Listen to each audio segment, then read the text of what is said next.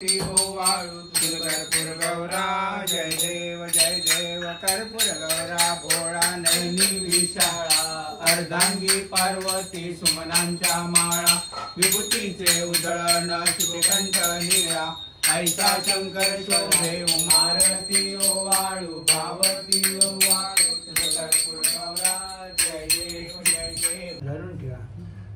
तर आजचा स्पेशल जो नैवेद्य आहे त्याच्यामध्ये आज बनलेली आहे, आईने बनवलेली आहे छोले, मेघनाने बनवलेले मस्तपैकी मोदक, बटाट्याची भाजी, भात, वरण, पुरी आणि श्रीखंड.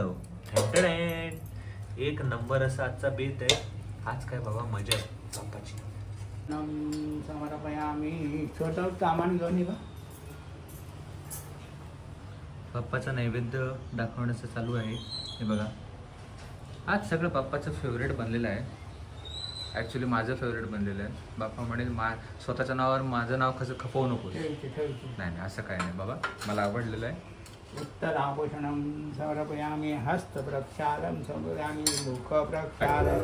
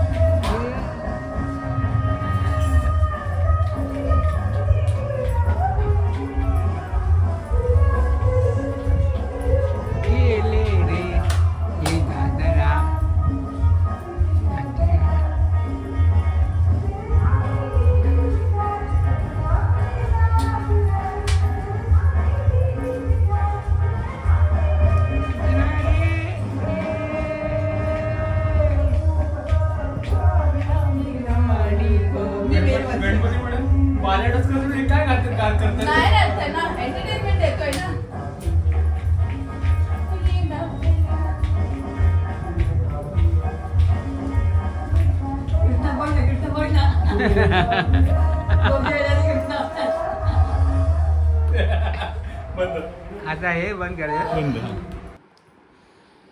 तर आता आम्ही झोपायला चाललेले आहोत, पण त्या अगोदर व्लॉग एंड करायचा आहे. तर तो कसा करणार, तर कृष्ण आणि मेघना दोघांनाही मी एक स्टोरी सांगणार आहे. सध्या आपल्या घरात गणपती बाप्पा बसलेला आहे. त्या गणपती बाप्पाशी रिलेटेड एक स्टोरी सांगतो तुम्हाला.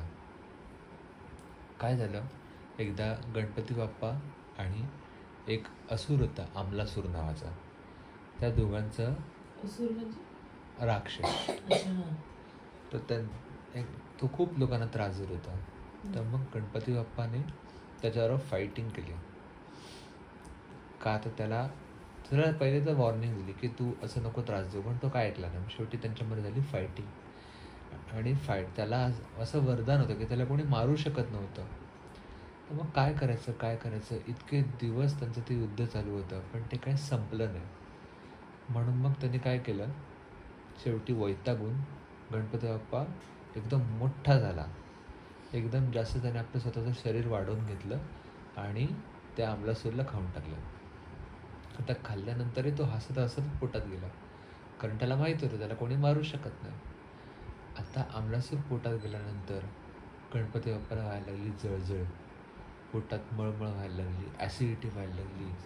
आता काय करणार, कशामुळे असं झालं? त्यावेळेला तो खूप त्रास व्हायला लागला. तर माता गौरी, पार्वती माता चिंतेत पडली, आता काय करायचं? तेवढ्यात तिथे आले कश्यप ऋषी. त्यांनी हे सगळं बघितलं. ते म्हणाले ह्याच्यावरती आता एकच उपाय आहे. त्यांनी जाऊन लगेच जंगलातून काही दुर्वा आणल्या आणि त्या दुर्वांचा थोडा रस करून त्याला दिला आणि बाकीच्या दुर्वा त्याच्या अंगावरती ठेवून दिल्या, ज्याच्याने त्याची जळजळ कमी झाली आणि हळूहळू गणपती बाप्पा शांत झाला. त्या दिवसापासून गणपती बाप्पाला दुर्वा खूप प्रिय आहेत, कारण त्यांनी त्या त्रासातून त्याला सोडवला, अशी ही दंतकथा आहे. आणि म्हणूनच आपण गणपती बाप्पाला ही दुर्वा वाहतो. ही जी दुर्वा आहे ही खरंच खूप, असं म्हणतो आपण, वैज्ञानिकली म्हणजे सायंटिफिकली प्रूव्हन अशी ही एक वनस्पती आहे, असं म्हणू शकतो आपण. औषधी वनस्पती, औषधी एकच अशी आहे. त्यामुळे गणपती बाप्पाला दुर्वा घालायला विसरू नका, कारण ते त्याला भरपूर आवडतं. बोला गणपती बाप्पा मोरया.